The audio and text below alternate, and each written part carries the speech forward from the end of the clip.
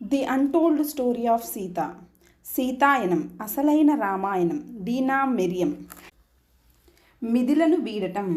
వివాహం తర్వాత జనక మహారాజు తన మాటను చెల్లించుకున్నారు. ఆయన మాతా శ్రీరామునికి ప్రత్యక్ష అనుభవం కోసం భూ సౌందర్యాన్ని ఆస్వాదించడం కోసం పొలాలకు తీసుకువెళ్లారు. మహారాజు ఆయనను నాగలి ఉపయోగించడం నేర్పగా మాత భూమి యొక్క సజీవ లక్షణాలను, ఉదాత్తతను బోధించింది. మహారాజు ఈ మధ్య ఏర్పాటు చేసిన స్థానిక పరిపాలనా సంస్థల గురించి చెప్పగా శ్రీరాముడు వాటిని చూడటానికి ఎంతో ఆసక్తి చూపాడు. కనుక ఆ సంస్థల పురోభివృద్ధి గమనించటానికి వారి చుట్టుపక్కల గ్రామాలు సందర్శించారు. మహారాజుతో వాటి పరిపాలనా విధానం గురించి సుదీర్ఘంగా చర్చిస్తూ అదంతా తెలుసుకున్నాడు. శ్రీరాముడు ఇన్ని సంవత్సరాలు నేను అయోధ్యలో నేర్చుకున్న దానికంటే మిథిలలో మహారాజు దగ్గర ఈ కొన్ని వారాలలోనే పరిపాలన గురించి చాలా ఎక్కువ తెలుసుకున్నాను అని తనతో చెప్పారని సీత అంది. వశిష్ఠ, విశ్వామిత్ర ఋషుల నుంచి యుద్ధ కళలను, వేదాలను అభ్యసించినప్పటికీ పరిపాలనా సూక్ష్మాలను నేర్చుకునే అవకాశం ఇప్పటి వరకు రాలేదు. మహారాజు దగ్గర అది నేర్చుకోవడం రామునికి ఎంతో ఆనందంగా ఉంది. మహారాజుకు భవిష్యత్తు కోసం తన దర్శనాలు, సూచనలు శ్రీరామునికి అందించాలన్న సంకల్పం ఉంది. ఆయనకు విదేహ రాజ్యపు శక్తి తగ్గి కోసల రాజ్యపు శక్తి పెంపొందుతుంది అన్న దర్శనం ఉంది. దశరథ మహారాజు పాలనలో రఘువంశం గణనీయమైన అభివృద్ధి చెందింది. వారి రాజధాని అయోధ్య చుట్టుపక్కల అన్నిటిపైన ప్రభావాన్ని విస్తరిస్తూ విశేష అధికారం కలిగిన కేంద్రంగా ఉంది. విదేహ రాజ్యం కోసల రాజ్యంతో ఒక్క విషయంలో తప్ప అది జ్ఞాన కేంద్రం, దేనిలోనూ సరితూగదు.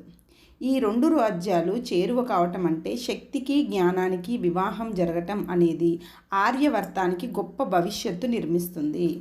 అది తన ఉన్నత సంస్కృతి, నాగరికతలను సుదూరంగా విస్తరించగలిగితే మానవజాతి పురోభివృద్ధి, స్పృష్టి అంతటికీ దోహదం చేయగలదు.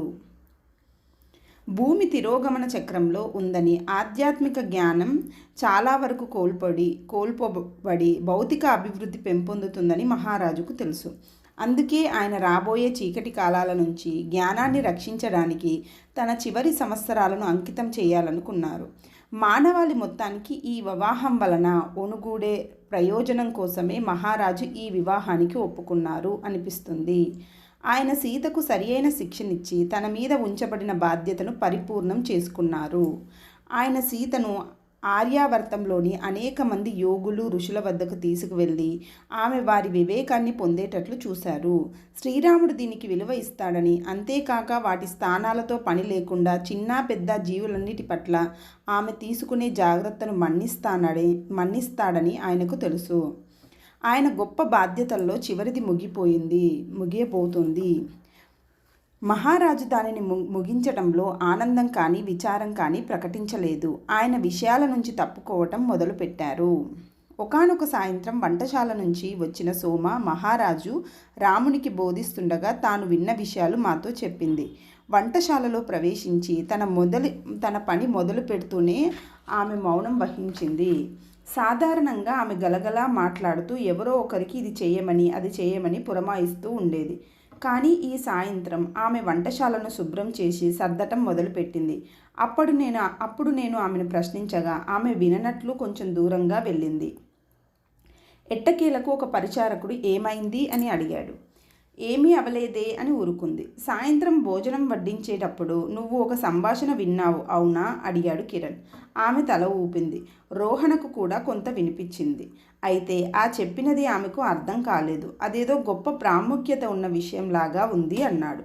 అది మనం వినవలసింది కాదు, సోమ బదులిచ్చింది. బహుశా అది మనం వినవచ్చేమో, అందుకే మహారాజు నిన్ను విననిచ్చారు.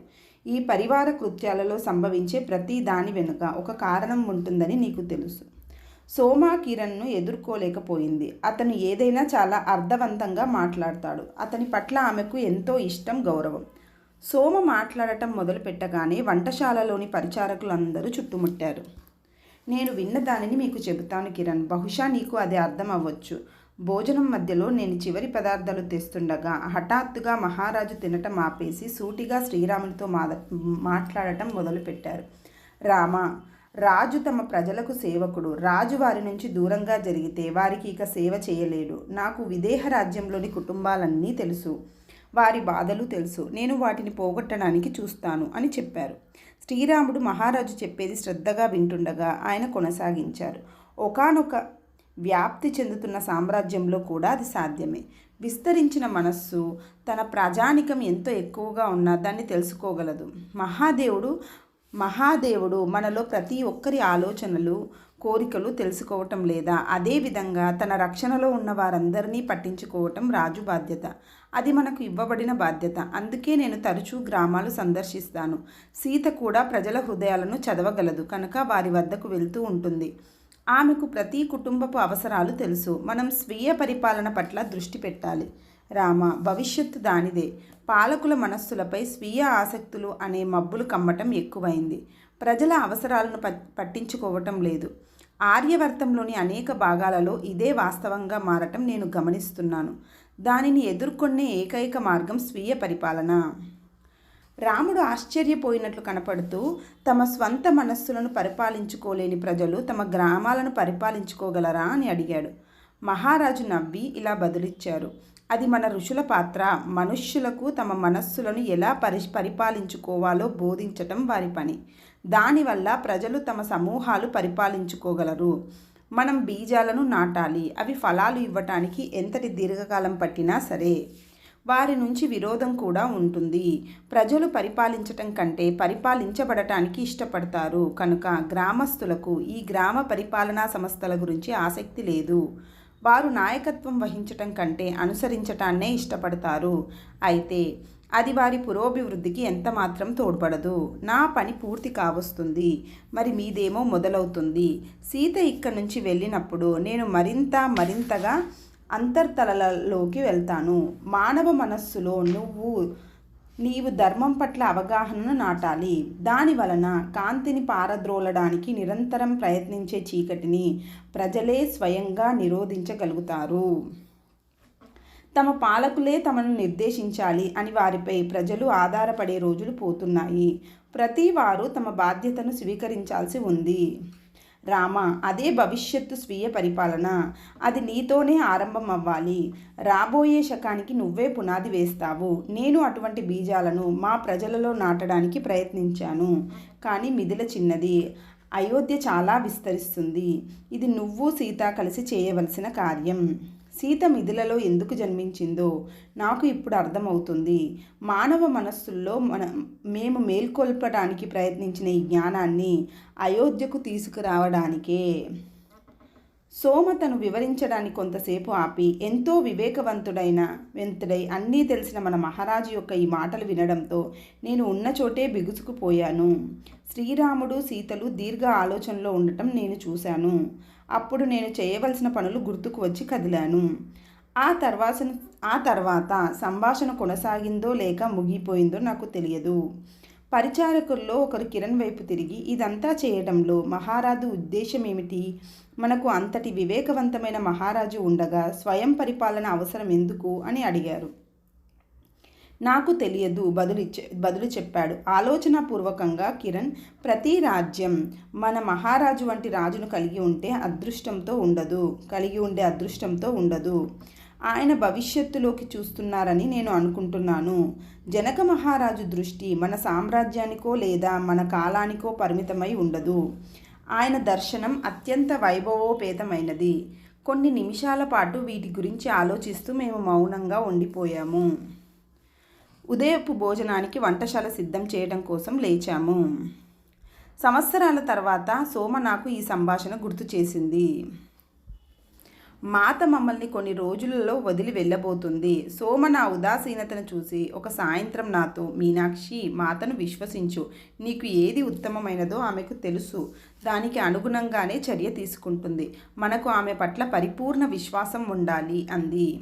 నాకు ఆమె పట్ల విశ్వాసం ఉంది. సోమ తల పట్టుకొని, అయితే ఈ నిస్పృహ ఎందుకు? ఆమె వేర్పాటును అనుమతిస్తుందా? నేను అయోమయంగా సోమ వైపు చూశాను. ఆమె ఏమనుకుంటుంది? మాత కొన్ని రోజుల్లో వెళ్ళబోతుందని ఆమెకు తెలుసు. ఒకవేళ ఆమెను మళ్ళీ చూడగలిగిన అవకాశం చాలా కాలం తర్వాత కానీ రాదు. ఆ మరునాటి ఉదయం మాత సోమ, ఉష, రోహణలతో పాటు నన్ను కూడా అడవికి రమ్మని పిలిచింది. ఆమెతో వెళ్ళటం అదే చివరిసారి అని నాకు తెలుసు. మేము అడవిలో ప్రవేశించినప్పుడు మా విచారాన్ని దాచుకోలేకపోయాం. మాలో అందరం విచారపడ్డాము. సోమ మాత్రమే ఎప్పట్లాగే ఉల్లాసంగా ఉంది. మాత కూడా మహత్తరమైన ధోరణిలో ఉంది. మేము దట్టమైన అడవిలోకి ప్రవేశించగానే మాత తనకు ఇష్టమైన ప్రదేశాలన్నిట్లో ఆగి వృక్షాలను మొక్కలను తాకుతూ దగ్గరికి వస్తున్న జంతువులను ముద్దు చేస్తూ నిట్టూర్చి, నేను ఈ అడవిలోని అణువణువును దానిలోని జీవులన్నిటినీ కోల్పోతున్నాను. అయితే నా కోసం కొత్త అడవులు కొత్త జీవులు ఎదురు చూస్తున్నాయి. మాలో ఎవ్వరము మాట్లాడలేదు. మాత మమ్మల్ని ఒక ప్రదేశంలో కూర్చోబెట్టి ఇలా చెప్పింది. నేను మిమ్మల్ని నాతో రమ్మని చెప్పడానికి ఒక కారణం ఉంది. మీలో ప్రతి ఒక్కరిని నేను ఒకటి అభ్యర్థించాలని అనుకుంటున్నాను. మేము ఒకరినొకరు చూసుకున్నాం. మాత మమ్మల్ని ఏం అడగవచ్చు? సునయనా మాతను చూసుకోమని అయి ఉండవచ్చు. ఆమె సోదరి ఊర్మిళ కూడా రాముని సోదరుడు లక్ష్మణ్ని పెళ్లి చేసుకోవడం వల్ల అయోధ్యకు వెళ్తుంది. కాబట్టి ఆమెను గురించి, ఇద్దరు కూతుళ్ళు ఒకేసారి వెళ్ళిపోవటం వల్ల ఆమెను ఓదార్చడం గురించి కావచ్చు. మాత ఏమిటది అడిగింది సోమ. నేను అయోధ్యకు వెళ్ళేటప్పుడు నేను పెరిగిన ఆచారాలు సాంప్రదాయాలు నిలిపి ఉంచుకునేందుకు మిథిలలో ఒక భాగాన్ని నాతో ఉంచుకోవాలి. అందుకని ఊర్మిళ నేను మాతో పాటు మమ్మల్ని ఎంతో కాలంగా జాగ్రత్తగా చూసిన మీ నలుగురిని మాతో తీసుకురావచ్చా అని రాముణ్ణి అడిగాను. ఆయన ఒప్పుకున్నారు. అలాగే తండ్రి గారు సునయనా మాత కూడా కానీ నాకు మీ అనుమతి అవసరం. మీరు నాతో వస్తారా? అయోధ్య మిథిల కంటే చాలా భిన్నంగా ఉంటుంది. మీరు ఒక కొత్త చోట, మీకు అంతా తెలిసి ఉన్న ప్రేమించబడే చోటు నుంచి దూరంగా కొత్త చోట ఉంటారు. కనుక జాగ్రత్తగా ఆలోచించి చెప్పండి. మీరు తప్పనిసరిగా వచ్చి తీరాలని లేదు. ఇక్కడే ఉండి కుటుంబాన్ని సంరక్షించవచ్చు. ఆ తర్వాత నా వైపు తిరిగి, నీవు అమ్మను సుదీర్ఘకాలంగా చూశావు. ఆమెను వదలడానికి సంకోచిస్తే నాకు చెప్పు. నా నోట మాట రాక నేనేమీ బదులు చెప్పలేదు. వెంటనే స్థిరమైన స్వరంతో సోమ బదులు పలికింది. మాత, నువ్వు ఎక్కడ ఉంటే నేను అక్కడే. ఇక్కడ నిలిచి ఉండే ప్రశ్నే లేదు అంది. మాత నవ్వింది. ఉషా రోహణ కూడా అంగీకార సూచకంగా తల ఊపారు. మీరు మమ్మల్ని ఎంపిక చేసుకోవడాన్ని గౌరవంగా భావిస్తున్నాం అంది ఉష. ఆమె ఊర్మిళకు ఎంతో సన్నిహితురాలు. మీ అంచనాలకు తగినట్లుగా మిథిలకు ప్రాతినిధ్యం వహిస్తూ జీవించడానికి మేము ప్రయత్నిస్తాము. ఆ మాటలతో నాకు ఏడుపు వచ్చింది. చాలాసేపు మాట్లాడలేకపోయాను. ఎట్టకేలకు మాత, మీరు ఇక్కడ నన్ను వదిలి వెళ్తారేమోనని నేనెంతో భయపడ్డాను. అటువంటిది మీరు నన్ను ఈ ముసలి దురదృష్ట సేవకురాలు శాపగ్రస్తురాలైన అనబోయి ఉషా రోహణలకు శాపం సంగతి తెలియదు గనుక ఆగిపోయాను. మాత తన చేతిని నా పైన ఉంచి నిదానంగా, మీనాక్షి, నువ్వు ముసలిదానివి కాదు, దురదృష్టవంతురాలివి కాదు. మిగిలిన వారెవ్వరికన్నా మిథిల యొక్క ఆత్మకు నువ్వే ఎక్కువ ప్రాతినిధ్యం వహించగలవు. నాకులాగానే నువ్వు ఈ నేలకు ఈ భూమికి చెందిన దానివి. ఆ తర్వాత ఆమె ఏడుస్తున్న రోహణ వైపు చూసి తిరిగింది. ఆమెకు చెల్లెళ్ళు, మేనకోడళ్ళు, మేనల్లుళ్ళు ఉన్నారు. ఆమె వారిని వదిలి వెళ్ళవలసి ఉంటుంది. బహుశా మళ్ళీ ఎప్పుడు చూడకపోవచ్చు. నువ్వు ఖచ్చితంగా వస్తావా రోహణ? మాత వైపు నిశ్చలంగా చూస్తూ ఆమె తల ఊపి స్థిరమైన గొంతుకతో, మాత, నేను తప్పకుండా వస్తాను. మీకు సేవ చేయడం కంటే ప్రియమైనది వేరేది ఏమీ లేదు. అయితే అంతా నిశ్చయమైనట్లే.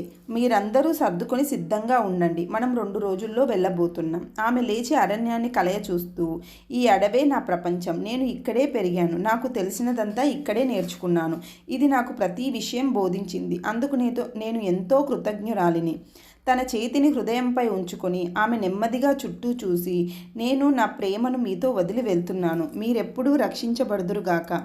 మీరు నాకు ఇచ్చిన జ్ఞానాన్ని నేను ప్రపంచంలో అన్ని భాగాలకు తీసుకువెళతాను అని గుసగుసలాడింది. ఆ మాటలతో ఆమె వెనుదిరిగి రాజప్రసాదం వైపు నడిచింది. మేము లోపలికి అడిగేటప్పుడు ఆమె నా వైపు తిరిగి, నువ్వు కిరణ్కు చక్కగా వీడ్కోలు చెప్పడం మర్చిపోకు అంది. నేను తల ఊపాను. కానీ నా గదిలోకి వచ్చిన వెంటనే ఆ సంగతి మర్చిపోయాను. మాతను సిద్ధపరచడానికి ఎన్నో పనులు చేయవలసి ఉంది. మేము ఆ ఉదయం వెళ్ళబోతున్నాము అనగా ఆ మాటలు నాకు జ్ఞాపకం వచ్చి నేను హడావిడిగా అతన్ని వెతుక్కుంటూ వెళ్ళాను.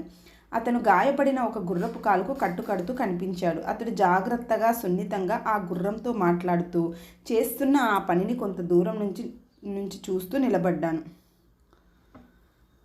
హఠాత్తుగా అతను నా రాకను గుర్తించి నా వైపు తిరిగాడు. మీనాక్షి, సమయం అయిపోయిందా? మీరు ఇప్పుడే బయలుదేరుతున్నారా? నేను తల ఊపి నా కాళ్ళ వైపు దృష్టి మరల్చాను. హఠాత్తుగా నేనంత ఇబ్బందిని ఎందుకు భావించానో నాకు తెలియదు. బహుశా నేను ఎప్పుడూ మళ్ళీ కలవబోని స్నేహితునికి వీడ్కోలు చెప్పకపోవటం కావచ్చు. అతను విచారం నిండిన కళ్ళతో నన్ను తదేతంగా చూశాడు. మాత లేనప్పుడు ఈ ప్రదేశం ఇంతకు ముందులాగా ఉండబోదు అన్నాడు. నువ్వు ఏమనుకుంటున్నావో నాకు తెలుసు. నేను గబగబా అన్నాను. మాత ఈ రాజప్రసాదపు జీవం. అయితే మహారాజు సునయన మాత ఇంకా ఇక్కడే ఉంటారు. మాత చెప్పినట్లుగా ఆమె మిథులను ఎన్నడూ వదలదు. అది ఎప్పుడూ ఆమె హృదయంలోనే ఉంటుంది. బహుశా నేను నిన్ను మళ్ళీ చూడను, అతను నిదానంగా అన్నాడు. నాకు తెలియదు కిరణ్, భవిష్యత్తులో ఏం జరగబోతుందో. జంతువులను జాగ్రత్తగా చూసుకో. నువ్వు చూసుకుంటావని నాకు తెలుసు. అది మాతకు ఆనందాన్ని ఇస్తుంది అని చెయ్యి ఊపుతూ గబగబా వచ్చేశాను. ఇంత చిన్న సంభాషణ నాలో అంత కలవరాన్ని ఎందుకు కలగజేసిందో అర్థం కాలేదు. ఈ సంభాషణ గురించి ఆలోచించే వ్యవధి నా దగ్గర లేదు. నా మనస్సంతా ఇక్కడ వదిలి వెళ్తున్నాను వాటి మీద ఉంది. నేను చివరి వీడ్కోలు చెప్పటానికి నా చిన్న గదిలోకి వెళ్ళాను. నా తండ్రి జ్ఞాపకాలు, ఆయనతో నా బాల్యం, నా పట్ల ఆయన కాఠిన్యం, నా అవగాహన రాహిత్యం అన్నీ నా మనస్సులో వెల్లువెత్తాయి. ఆయనతో కలిసి నేను ఉన్న ఆ ప్రదేశాలను వదిలి వెళ్ళటానికి నాకు విచారం కలిగింది. అంతేకాదు, నాతో పాటు కలిసి మెలిగిన పరిచారకులు నా కుటుంబంలా మారిపోయారు. నేను మిథులను, దానిలోని ప్రతి దానిని ప్రేమించాను. అప్పుడు నేను మాత కూడా నాకులాగే భావిస్తోందని అనుకున్నాను. ఆమె సునయన మాతను, మహారాజును వదలబోతుంది. నేను ఈ విధంగా ఆలోచిస్తుండగా తలుపు దగ్గర సోమస్వరం వినబడింది. మీనాక్షి, నువ్వు మిథులను ఎప్పుడూ వదలవు. మిథుల నీలో ఉంది. నాలోనూ, మాతలోనూ, మనందరిలోనూ మిథుల ఎప్పుడూ ఉంటుంది. మనం ఎక్కడ ఉన్నప్పటికీ అది మనతోనే ఉంటుందని ఖచ్చితంగా తెలుసుకో. సమయం కావచ్చిందా నేను అడిగాను. ఆమె తల ఊపింది. అందరూ సభామందిరం దగ్గర ఉన్న బాహ్య ద్వారం వద్ద చేరారు.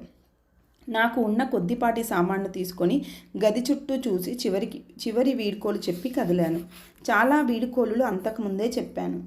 నేను, సోమ, ఉష, రోహణలతో పాటు అయోధ్యకు వచ్చే వారితో చేరుకున్నాను. శ్రీరాముడు ఆయన సోదరునితో రథం మీద వచ్చారు. ఇప్పుడు మేము సీత, ఊర్మిళ రాక కోసం, సునయన మాత, మహారాజుల కోసం ఎదురు చూస్తున్నాము. కొంతసేపటికి వారు వచ్చారు. కన్నీళ్లతో వీడిపోయే సమయం అది. సునయన మాతకు క్లిష్ట సమయం. ఆమె తన చేతి నుంచి ఒక కంకణాన్ని తీసి ఊర్మిళ ముంజేతికి తొడిగి, ఈ కంకణం ఎప్పుడూ నిన్ను రక్షిస్తుంది అని చెప్పింది. తర్వాత ఆమె తాను ధరించిన ఒక కంఠ ఆభరణాన్ని తీసి సీత మెడలో వేసి, నా తల్లి నా వివాహమై వచ్చేటప్పుడు ఇది నాకు ఇచ్చింది. ఆమెకు గల అత్యంత విలువైన వస్తువు ఇది. నీవు ఎక్కడికి వెళ్ళినా దీనిని నీతో ఉంచుకో అని కన్నీళ్లతో చెప్పింది. మహారాజు కూతుళ్ళిద్దరిని చేతిలోకి తీసుకొని మౌనంగా హత్తుకొని వీడ్కోలు ఆశీర్వచనం ఇచ్చారు. సీతతో ఆయన, నువ్వు ఎవరో, ఎందుకు వచ్చావో ఎప్పుడూ జ్ఞాపకం ఉంచుకో. మిథుల నుంచి నువ్వు పొందవలసినది పొందావు. ఇప్పుడు దాన్ని ప్రపంచంతో పంచుకో అని చెప్పారు. సీత తల ఊపి తండ్రి అంది. కానీ ఆయన ఆమె పెదాలపై తన వేళ్లను ఉంచారు. మాటలు వద్దు, నీ హృదయంలో ఏముందో నాకు తెలుసు. తర్వాత ఆయన శ్రీరాముని వద్దకు వచ్చి అతని ముందు మౌనంగా నిలబడ్డారు. నేను మిథులను ప్రేమించడానికి పెరిగాను. శ్రీరాముడు గొప్ప ఆప్యాయతతో కొంత విచారాన్ని కలగలిపి అన్నారు. నేను మీ దగ్గర ఎంతో నేర్చుకున్నాను. ఇక్కడ చాలా రోజులు గడపగలిగినందుకు ఆనందిస్తున్నాను. మహారాజు నవ్వి, నేను నీకు నా జ్ఞానాన్ని ఇచ్చాను రామా, దాన్ని ప్రపంచం కోసం వినియోగించు అని చెప్పారు. తర్వాత అప్రయత్నంగా ఆయన సీతారాముల చేతులను తన చేతిలోకి తీసుకొని, ఇప్పుడు మీరిద్దరూ ఒక్కటే. మీరు వాస్తవీకరించే ప్రేమయే భవిష్యత్తుకు పునాది. మరి అది రాబోయే యుగాలలో ఈ భూమిని నిలిపి ఉంచుతుంది. దాని పట్ల నాకే సందేహం లేదు అని చెప్పారు. అనుకోకుండా ఆయన తర్వాత మా దగ్గరకు సీత, ఊర్మిళతో పాటు వెళ్ళే 4 పరిచారకుల వద్దకు వచ్చారు. నేను మీకు ఆశీస్సులు ఇవ్వకుండా పంపుతున్నానని అనుకుంటున్నారా అంటూ, మీరు కూడా నా కుమార్తెలే. ఎప్పట్లాగానే సీత, ఊర్మిళను శ్రద్ధగా చూసుకోండి. మీ పట్ల మీరు జాగ్రత్త వహించండి అన్నారు. తర్వాత నా వైపు తిరిగి ప్రేమపూర్వకంగా, నువ్వు మీ నాన్న ఆనందించే విధంగానే ప్రతి పనిని చేశావు. ఆయన అంచనాలను మించిపోయావు. ఆయనకు ఇది తెలిసింది అనటంలో నాకు ఏ సందేహం లేదు. నీ అంకితత్వంతో నీవు ఆయనకు గౌరవాన్ని తెచ్చావు అన్నారు. ఆ మాటలు ఆయన చెప్పటం నాకు ఎంతో సంతృప్తిని ఇచ్చింది. ఆ క్షణంలో మహారాజును వదిలి ఉండటం అంటే ఏమిటో నాకు అర్థమైంది. ఆయన మా రక్షకుడు, మమ్మల్ని నిలిపి ఉంచేవాడు, ప్రతి విషయంలోనూ మాకు దిక్కు. ఆయన నాకు నా తండ్రితోనూ తండ్రితోనూ నా గతంతోనూ ఉన్న బంధం. ఇప్పుడు నేను ఆ బంధాన్ని వదిలి కేవలం మాత పట్ల ప్రేమ విశ్వాసాలతో నన్ను నిర్దేశిస్తుందన్న నమ్మకంతోనూ తెలియని దానిలోకి అడుగు పెడుతున్నాను. నాకు తెలియదు, కానీ నేను మాత వైపు తిరగగా ఆమె నుంచి పొంగుతున్న ఉల్లాసాన్ని అనుభవిస్తూ, ఇది నేను చేసుకున్న ఎంపిక కాదు, నేను మిథిలలో నా ప్రేమ స్పందులందరినీ వదిలి అయోధ్యలో నూతన జీవితం ఆరంభించడానికి నిర్ణయింపబడి ఉంటాను ఆమెలాగానే అనుకున్నాను. అయోధ్యలో ఇమడటం. అయోధ్యలో జీవితం మిథిలలో కంటే భిన్నంగా ఉంటుంది. అక్కడ సర్దుకోవడానికి కొంత సమయం పడుతుంది అని మాత మమ్మల్ని హెచ్చరించింది. అక్కడ ప్రతిదీ పద్ధతి ప్రకారం ఉంటుంది అని చెప్పింది. మనం వారి ఆచారాలను నియమాలను అనుసరించాలి. మిథిలలో లాగా మనం ఇష్టం వచ్చినట్లు స్వేచ్ఛగా సంచరించకూడదు. ముందు మనం పరాయి వాళ్ళం, కాలక్రమంలో అది మారుతుంది. మీరు ఒకళ్ళనొకళ్ళు తోడై ఉండి మిథిలను మీ హృదయాలలో సుస్థిరంగా ఉంచండి. మనకి ఇక్కడ ఉన్న స్వేచ్ఛను మర్చిపోకండి. ఏదో ఒక రోజు ఆ స్వేచ్ఛను మనం అయోధ్య ప్రజలకు కలిగిస్తామని నేను ఆశపడుతున్నాను. ఈ హెచ్చరిక మాటలు తప్ప అయోధ్యలో మాకు జరగబోయేదానికి మేము ఏమాత్రం సిద్ధపడలేదు. ఆ నగరం మిథిలా కంటే చాలా పెద్దది, వైభవోపేతమైనది. ప్రతి చోట దాని సంపద ప్రదర్శితమవుతుంది. అది చాలా విస్తరించిన సంపద కలిగిన సామ్రాజ్యపు రాజధాని. మా దారి పొడవునా సైనికులు నిలబడటం ఆ సామ్రాజ్యపు రక్షణ దళాల స్థాయిని సూచించింది. అది బహిరంగంగా తెలియపరచడం కంటే ఎక్కువ. రహదారి నుంచి రాజమందిరం వరకు మమ్మల్ని అభినందించిన ఉత్సవాలు వర్ణనాతీతం. రాజమందిరం చేరినప్పుడు దాని పరిమాణం చూసి ఆశ్చర్యపోయాం. నేను మిథిలా రాజప్రసాదమే గొప్పది అనుకునేదాన్ని, కానీ అయోధ్యతో పోలిస్తే అసలు అది ఏమీ లేనట్లే. నేను దానిలో దారి ఎట్లా కనుక్కోగలనా అనుకున్నాను. కానీ మాకు మందిరంలో తిరిగే స్వేచ్ఛ లేదు. మాకు మందిరం వెనుక గదులు ఇవ్వబడ్డాయి. సీతా నివాసం వరకే మాకు కదలికలు పరిమితం. మేము చేయవలసింది ఆమె సంరక్షణయే కనుక ఆ ఏర్పాటు మాకు బాగానే ఉంది. మిగిలిన పరిచారకులతో కలవటం సాధ్యం కాదు అని మాకు తెలుసు. మేము మాత వస్తువులు సర్దుతూ ఉండగా సోమ నా వైపు తిరిగి, మనం ఇతరుల సమక్షంలో ఉన్నప్పుడు మాతను పేరుతో పిలవకూడదు, వారు దానిని అమర్యాదగా భావిస్తారు అంది. అయితే మనం మాతని ఏమని పిలవాలి మరి అడిగింది ఉష. మనం ఏమని పిలవద్దు. ఇక్కడ పరిచారకులు రాజకుటుంబం వారిని ఏ విధంగా సంబోధించకపోవటం నేను గమనించాను. మనం ఆమెను రాణి అని సంబోధిద్దాం. మనం ఆమెతో ఏకాంతంగా ఉన్నప్పుడో అడిగాను. మనం ఆమెతో ఏకాంతంగా ఉన్నప్పుడు మిథిలలో ఉన్నట్లే ఉందాం. ఇంకొక విషయం కూడా ఉంది. ఇక్కడ పరిచారకులు రాజకుటుంబం సమక్షంలో కళ్ళు దించుకొని ఉండి వారు మాట్లాడిస్తే తప్ప మాట్లాడకపోవటం కూడా నేను గమనించాను. అది కూడా వాళ్ళని పేరుతో పిలవరు, సేవక అని మాత్రమే అంటారు అంది పూరిత స్వరంతో. మేము పరస్పరం ముఖాలు చూసుకున్నాం. మనం వారి సమక్షంలో ఎక్కువ ఉంటామని నేను అనుకోను కనుక ఇది పెద్ద సమస్య కాకపోవచ్చు, నేను గబగబా అన్నాను. మిథిలా నగరపు ప్రతిష్టను చిన్నబుచ్చే పని ఏమీ చేయకూడదు, మాట్లాడకూడదు. మనం మన జనక మహారాజుకు సునయన మాతకు ప్రాతినిధ్యం వహిస్తున్నామని అనుక్షణం జ్ఞాపకం ఉంచుకోవాలి. అనేక ఉత్సవాలతో మాత తీరిక లేకుండా గడుపుతోంది. ఉదయం చాలా పెందలకడనో, మధ్యాహ్నం భోజనం తర్వాత విశ్రాంతి తీసుకునేటప్పుడు, బాగా రాత్రి అయిన తర్వాత మాత్రమే మాకు ఆమె చేరే వీలు కలిగేది. పరివార కృత్యాలలో చాలామంది ఉండేవారు కనుక భోజనం అనేది చాలా పెద్ద విషయం. వంటశాలలో కానీ వడ్డించటానికి కానీ మా అవసరం ఉండేది కాదు. మిథిలలో ప్రతి ఒక్కరూ పరివార కృత్యాలలో అనేక ఉత్సవాల్లో సేవ చేసేవాళ్ళం. మిథిలలో ప్రతి ఒక్కరం పరివార కృత్యాలలో అనేక ఉత్సవాల్లో సేవ చేసేవాళ్ళం. కానీ ఇక్కడ అయోధ్యలో మా విధులు మాత ఊర్మిళకు వ్యక్తిగత అవసరాలు చూసుకోవడానికే పరిమితమయ్యాయి. నేను మిథిలలో ఉన్న సాన్నిహిత్యాన్ని కోల్పోయాను. మహారాజు సునయన మాత నాతో పాటు పెరిగిన మిగిలిన పరిచారకులు లేని లోటును భావించాను. రాజప్రసాదం అంతా నింపే మాత నవ్వులు వినటాన్ని, ఏదో ఒక విధంగా రోజంతా ఆమెను చూడటాన్ని, ఆమె చేసిన పనులను గురించిన కథలు చెప్పుకోవటాన్ని నేను కోల్పోయాను. రఘువంశ రాజమందిరం చాలా నిరుత్సాహకరమైన ప్రదేశం. మాత ఈ కొత్త వాతావరణానికి ఎలా స్పందిస్తుందో అనుకున్నాను, కానీ అడగటానికి అవకాశం లేదు. మేము ఆమెను చూసినప్పుడు మాత్రం ఆమె ప్రశాంతంగానే కనిపించింది. కొన్నిసార్లు శ్రీరామునితో ఆమెను చూసినప్పుడు వారి మధ్య ప్రేమ వికసించటం చూడగలిగాము. వారు పరస్పరము ఎదుటివారి సన్నిధిని ఆస్వాదించేవారు. కానీ సోమ వేరే ఏదో చూసింది. ఒకానొక రోజు నేను ఆమెను మాత అయోధ్యలో ఇమిడిపోవటం గురించి నీకు ఏమనిపిస్తుంది అని అడిగాను.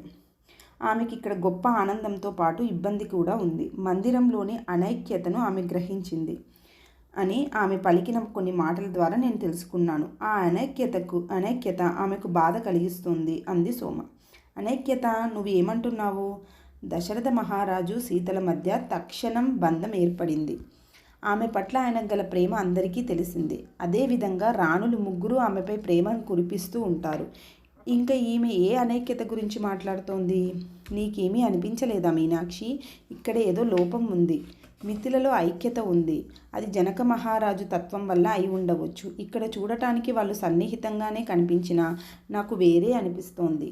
నేను దీన్ని గ్రహించగలిగానంటే నిస్సందేహంగా మాత గ్రహించే ఉంటుంది. ఇక్కడ ఉన్న సమస్యలు ఏవైనప్పటికీ ఆమె పరిష్కరించగలదని ఆశిస్తున్నాను. నేను ఆలోచనలో పడ్డాను. పరిచారకులు కొంత చెవులు కొరుక్కోవడం నేను విన్నాను. కానీ మాత మమ్మల్ని పరివార కృత్యపు రాజకీయాల్లో జోక్యం చేసుకోవద్దని హెచ్చరించటంతో నేను వాటిని పట్టించుకోలేదు. మనం రాజకీయాలకు దుష్ప్రచారాలకు దూరంగా ఉండాలి. మనం ఇక్కడ విదేశీయులం. మిథిలలో మనకు అటువంటి వేర్పాట్లు లేవు అని చెప్పింది మాత. ఇంకా ఏదో విషయం ఉంది కొనసాగించింది సోమ. ఆమె భూమిని స్పృశించటానికి, జంతువులు పక్షులతో ఉండటానికి ఆరాటపడుతుంది. మనం వచ్చిన నాటి నుంచి ఆమె రాజమందిరం బయట అడుగు పెట్టలేదు. త్వరలోనే ఏదో ఒక వంకతో మనల్ని పిలుస్తుంది. సోమ అన్నది నిజమే. కొన్ని రోజుల తర్వాత మాతకు నగలు తీసుకోవటంలో సహాయం చేస్తుండగా మా వైపు తిరిగి, సూర్యోదయానికి ముందు నేను దుస్తులు ధరించే గదిలో కలుసుకోండి అని మెల్లగా చెప్పింది. నేను ఇంకా నదిని కలుసుకోలేదు. మనం మందిరం నుంచి తప్పించుకొని బయటకు వెళ్ళి ఆమెను చూద్దాం. నిశ్శబ్దంగా మనల్ని ఎవ్వరూ ఆపకముందే వెళ్ళాలి. పూజకు కావలసినవన్నీ తీసుకురండి. సూర్యోదయానికి ముందే రోహణ, సోమ, నేను వెళ్ళాము. మాత కూడా మాలాగానే దుస్తులు ధరించి మేలి ముసుగుతో తన వెంట్రుకలను ముఖంతో కొంత భాగం కనపడకుండా కప్పుకుంది. ఆమె ఎవ్వరూ కనిపెట్టలేరు. మాతో ప్రతి ఒక్కరి దగ్గర నదిమా తల్లి కోసం పూల సజ్జ, దీపం ఉన్నాయి. ఊర్మిళను చూసుకోవటానికై ఉషా ఉండిపోయింది. మనం వెనుక ద్వారం నుంచి వెళదాం. అక్కడ తక్కువ మంది కాపలా వాళ్ళు ఉన్నారు సీత చెప్పింది. నెమ్మదిగా మధ్యదారి నుంచి మెట్ల మీదగా వెనుక ద్వారం వైపు వెళ్ళాము. అక్కడ మమ్మల్ని 2 కాపలా వాళ్ళు ఆపారు. రాకుమారి సీత మాతో నది దేవతకు పూజ చేయమని చెప్పారు. మేము ఎక్కువ దూరం వెళ్ళాం అని సోమవారితో చెప్పింది. వాళ్ళు మిథిల నుంచి వచ్చిన పరిచారకులు, వారిని వెళ్ళనివ్వవచ్చు, 2వ కాపలాదారుడు అన్నాడు. ఒకసారి రాజమందిరం నుంచి బయటపడ్డాక మేము హాయిగా ఊపిరి పీల్చుకున్నాం. ఒక సురక్షిత ప్రదేశం చేరే వరకు నది ఒడ్డున నడిచి అక్కడ నది దేవతకు పువ్వులు అర్పించి దీపారాధన చేశాం. మాత మంత్రాలు, స్తోత్రాలు చదివింది. మాత నీటిలో ప్రవేశించేసరికి సూర్య భగవాను తొలి కిరణాలు నదిని తాకి నది దేవతను పలకరించాయి. మేము గ్రహించే లోపునే మాత నదిలో మునిగింది. గాలి కోసం పైకి వస్తూ నవ్వుతూ ఆమె మమ్మల్ని పిలిచింది. రండి, నది దేవత మనతో ఆడుకోవాలనుకుంటోంది. ఆమె గంగామాత యొక్క చెల్లెలు, పేరు సరయూదేవి, చక్కగా ఆడగలదు. రోహణ, సోమ మెల్లగా నదిలోకి ప్రవేశించారు. నేను నదిలో మునిగిపోబోయేటప్పటికీ నుంచి నా అదృష్టాన్ని పరీక్షకు పెట్టకుండా నది నుంచి దూరంగా ఉంటున్నాను. సోమ మునుగుతూ లేస్తూ బయట ప్రదేశంలో ఎంత అద్భుతంగా ఉందో అంది. ఇది నేను అన్ని మర్యాదల నుంచి స్వేచ్ఛగా ఉండవలసిన సమయం అని సరయూదేవికి తెలుసు. అందుకే ఆమె నన్ను ఇక్కడకు పిలిచింది అంది మాత. మాత, ఆమె మిమ్మల్ని పిలిచిందా? సోమ అడిగింది. అవును, అనేక రాత్రులు ఆమె నన్ను పిలవటం విన్నాను. ఆలోచించు, నేను ఇక్కడకు వచ్చి ఎన్ని నెలలైంది? ఆమెను కలవటానికి రానే లేదు. గత రాత్రి నాకు ఈ ఆలోచన వచ్చే వరకు ఎలా తప్పించుకోవాలో తెలియలేదు. మేము నది వద్ద ఎక్కువసేపు లేము. మిథిలలో మేము పొందే స్వేచ్ఛ ఉల్లాసాలు తిరిగి వచ్చే వరకు మాత్రమే ఉన్నాము.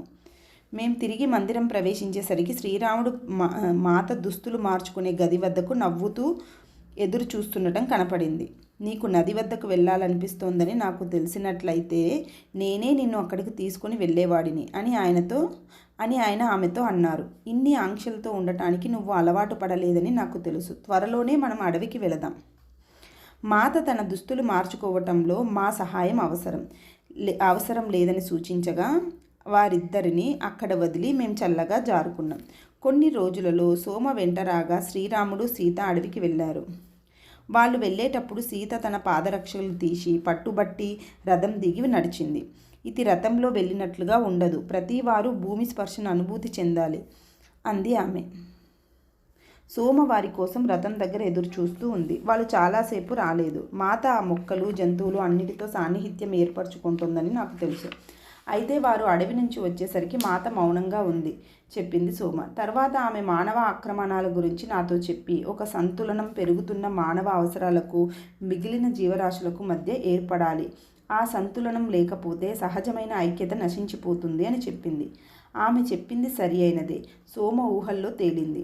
మాత మిథిలలో అటువంటి సంతులనాన్ని తీసుకువచ్చింది. కానీ ఇక్కడ అయోధ్యలో ఆమెకు అభిప్రాయం వెలిబుచ్చే అవకాశమే లేదు. సోమ చెబుతోంది దేని గురించో పూర్తిగా అర్థం చేసుకొని మేం పరస్పరం ముఖాలు చూసుకున్నాం. అక్కడ జనక మహారాజు తర్వాత ఏం మాట్లాడినా మాతయే. ఆమె వివేకాన్ని అందరూ గౌరవించేవారు. కానీ అయోధ్యలో విషయాలు వేరు. ఇక్కడి జీవితం ఎంతో క్లిష్టం. ఇక్కడ అనేక భిన్నాభిప్రాయాలు వ్యక్తపరచబడతాయి. అవి పోటీ పడే శక్తి కేంద్రాలు. ఇతర తెగలను పణంగా పెట్టి ఆర్య సంస్కృతికి ప్రాధాన్యత ఇవ్వబడింది. మాకు అప్పటికి తెలియని విషయాలు ఇక్కడ ఎన్నో ఉన్నాయి. ఆమె అక్కడకు వెళ్ళబోయే ముందు రాత్రే ఈ సంఘటన దారి తీసిన కారణాల గురించి మాతో చెప్పింది. అది మాకు భయం కలిగించినప్పటికీ ఆర్య సంస్కృతి విస్తరణకు నాయకత్వం వహిస్తున్న ఋషులు మునులచే స్వాగతించబడింది. మాత ఎంత ఆనందంగా ఉంది. ఇంత ఆనందంగా ఆమెను ముందు ఎప్పుడూ చూడలేదు. అరణ్య సందర్శన తర్వాత కొద్ది వారాలకు నేను ఈ మాటలు సోమతో అన్నాను. నేను ఒకానొక రోజు హృదయం మాతకు దుస్తులు ధరించటంలో సహాయం చేసి అప్పుడే వచ్చాను. చూడబోతే సోమ మొహం మీద నవ్వు జాడ కనబడలేదు. ఆమె అంత గంభీరంగా చాలా అరుదుగా ఉంటుంది. నువ్వు ఒప్పుకోవా అని అడిగాను. ఆమె ముఖం మృదువుగా మారి తల ఊపింది. ఆమె మౌనాన్ని అంగీకారంగా భావిస్తూ మళ్ళీ రెట్టిచ్చాను. క్రిందకి చూస్తూ నువ్వు సీతామాత యొక్క బాహ్య వ్యక్తీకరణలు చూస్తున్నావు. ఆమె ప్రపంచానికి చూపించే ముఖాన్ని చూస్తున్నావు మీనాక్షి. నేను ఆ ఉపరితలం క్రింద జరుగుతున్న దానిని చూస్తున్నాను అని బదులిచ్చింది. నువ్వు అనేది ఏమిటి అని అడిగాను నేను. ఆమె సంతోషంతో ఉరకలేయడం అనేది బహుశా తాను ఇక్కడి నుంచి వెళ్ళబోయే ముందు తాను వదిలి వెళ్ళాలని కోరుకునే ముద్ర అయి ఉండవచ్చు. ఈ విచారం నిండిన మందిరంలో ఆమె తన సంతోషాన్ని కొంత వదిలి పెడదాం అనుకొని ఉంటుంది. వదిలిపెట్టడం, విచారం దేనిని? మహారాణి కైకేయి చూపించే క్రూరత్వాన్ని నువ్వు గమనించలేదా? ఆమె చూపులలోని దైన్యాన్ని నువ్వు చూడలేదా?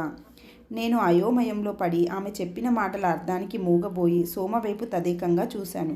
అవేమీ పట్టించుకోకు, మనం మన సమయాన్ని హాయిగా గడుపుదాం అంది సోమ. నీకేం తెలిసింది సోమ? ఎవరు చెప్పారు? స్థిరంగా గట్టిగా ప్రశ్నించాను. పరివార కృత్యాల పరిచారకులు చెప్పుకునే ఉబుసుపోక కబుర్లు వినవద్దని మాత మమ్మల్ని హెచ్చరించింది. మా అందరిలోకి ఈ సూచనలు సోమయ్యే శ్రద్ధగా పాటిస్తుంది. ఆమె చాలా అరుదుగా వారితో కలిసేది. ఈ చెడ్డ మాటలకు ఆమెను అనుమానించాల్సిన అవసరం లేదు. ఆమె ఎటో చూస్తుంది. మొట్టమొదటిసారిగా నేను ఆమె కళ్ళల్లో నీళ్లను చూశాను.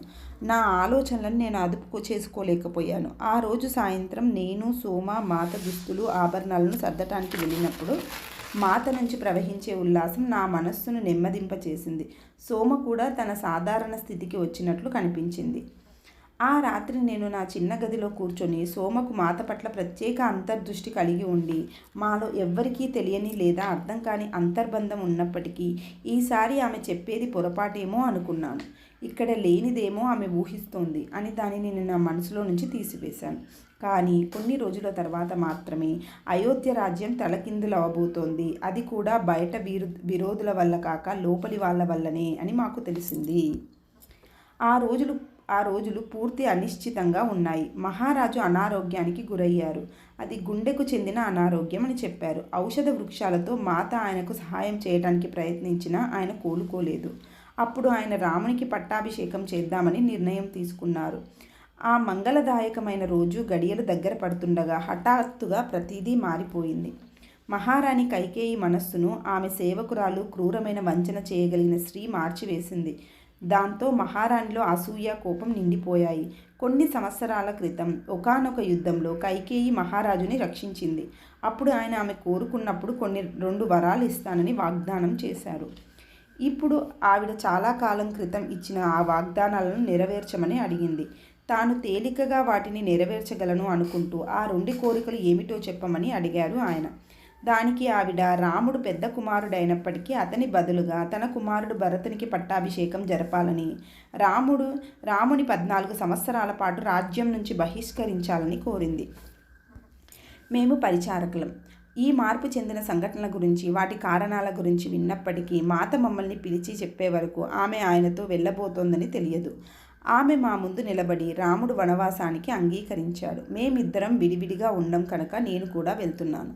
రాముడు ఎక్కడ ఉంటే సీత అక్కడే, అలాగే సీత ఎక్కడ ఉంటే రాముడు అక్కడే. ఆమె ఈ వార్త మేము గ్రహించేటంత వరకు ఆగింది. మేము నోట మాట రానట్లు ఉండిపోయాం.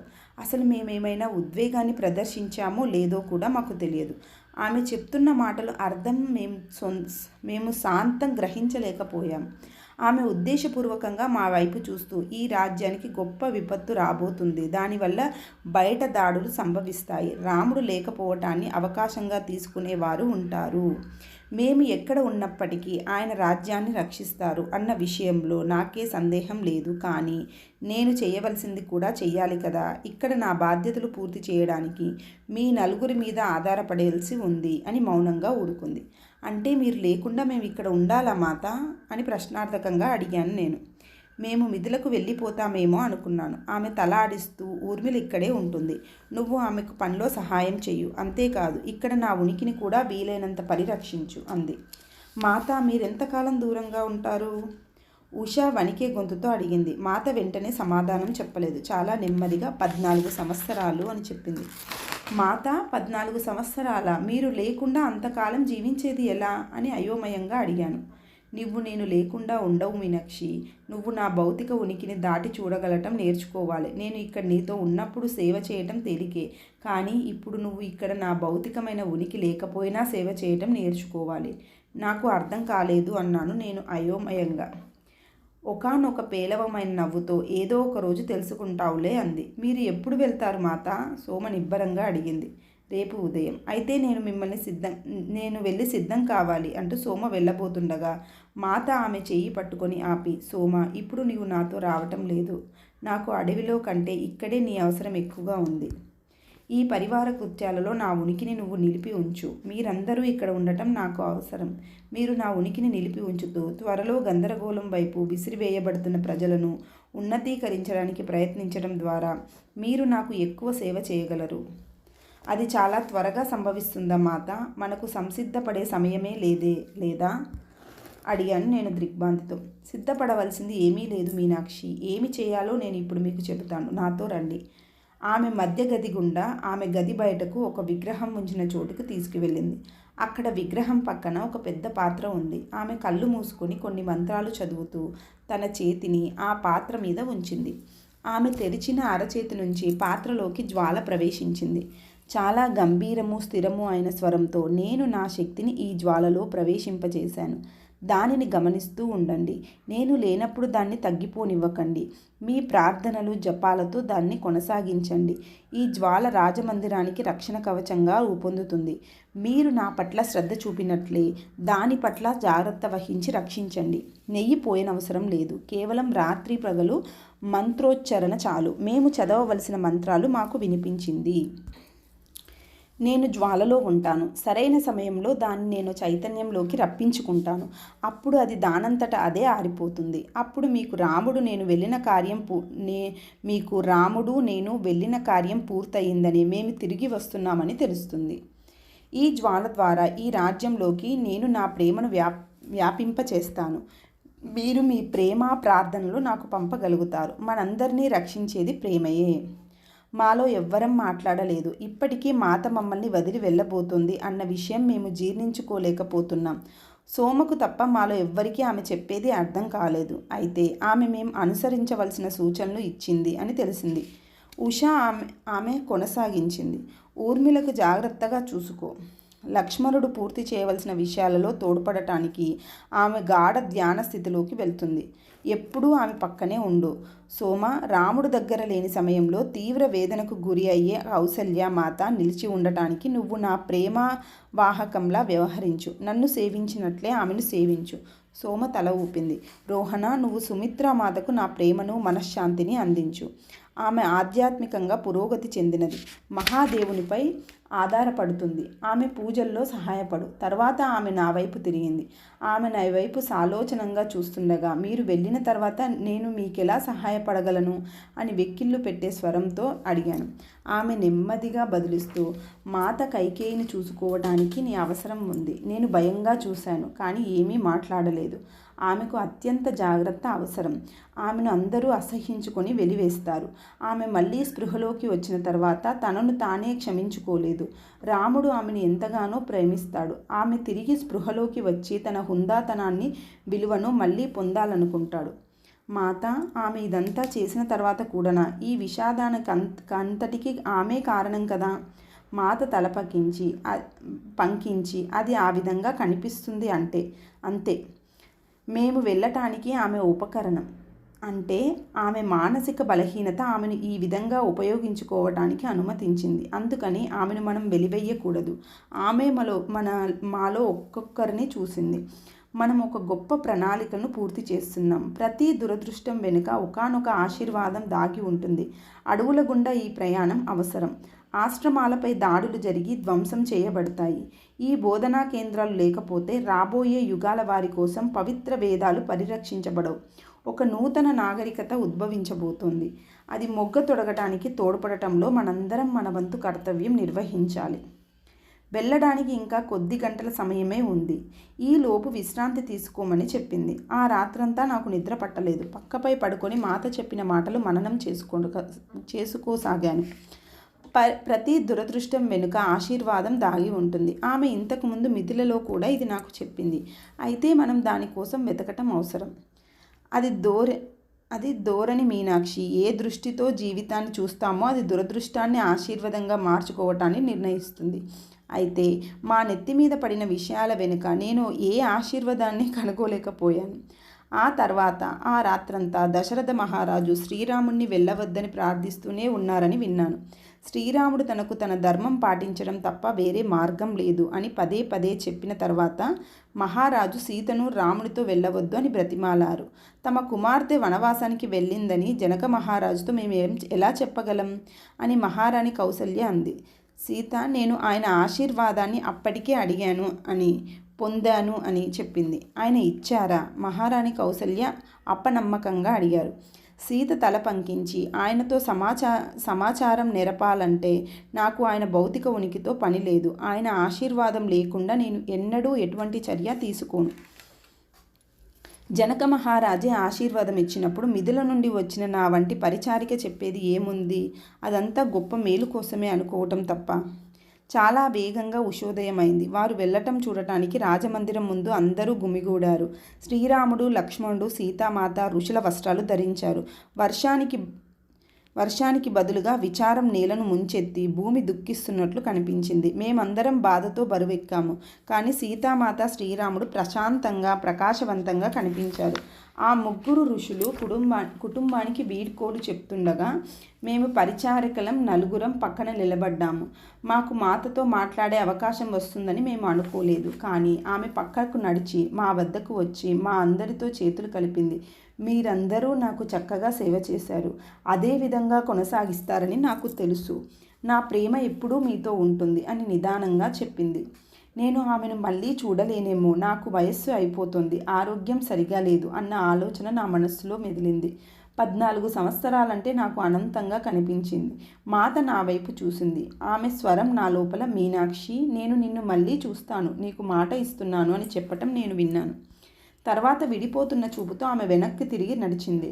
చాలామంది ప్రజలు వారిని అనుసరించారు. నేను, ఉషా కూడా నడవబోయాం. కానీ సోమ మా భుజాలపై చేతులు వేసి వెనక్కు లాగి తల అడ్డంగా తిప్పింది. మాత దీనిని ఇష్టపడదు. మనం వెనుకకు మన వీధుల్లోకి వెళ్ళి పూర్వం వలనే కొనసాగిద్దాము అంది. మాత లేకుండానా? విచారంగా అన్నాను. కాదు, మాతతోనే, ఆమె స్థిరంగా బదులు చెప్పింది. మనం ఆమె మాటలు మర్చిపోకూడదు. ఆమె ఉనికిని నిలిపి ఉంచాలి. అంటే ఆమె గదిని, దుస్తులను, నగలను, ప్రతి దానిని చక్కగా చూడాలి. ముఖ్యంగా ఆ జ్వాలను. ఇప్పుడు మనం అక్కడికి వెళ్ళి ఆమె బోధించిన మంత్రాన్ని చదువుదాం. ఆమె ఇంకా ఇక్కడే ఉందని మనం నమ్మి తీరాలి.